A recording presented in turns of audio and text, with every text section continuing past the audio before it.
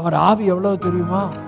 மல்கியாவில் ஆவி அவரிடத்தில் பரிபூர்ணமாய் வாசமாய் இருந்ததே, அவருக்குள் இருக்கிற பரிபூர்ணமாய் இருந்த ஆவியை தான் ஆதாமுக்குள்ளே ஊதினார். அப்ப ஆதாம் அவருக்குள் பெற்றுக்கொண்ட அந்த பரிபூர்ணமான ஆவியிலிருந்து தான் அவன் அந்த ஏதேன் தோட்டத்துல வாழணும்.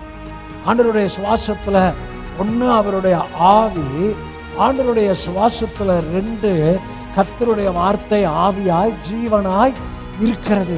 இந்த வார்த்தையை வாசிக்க வாசிக்க அது சுவாசமா ஆவியின் ஜீவனும் எனக்கு உள்ள.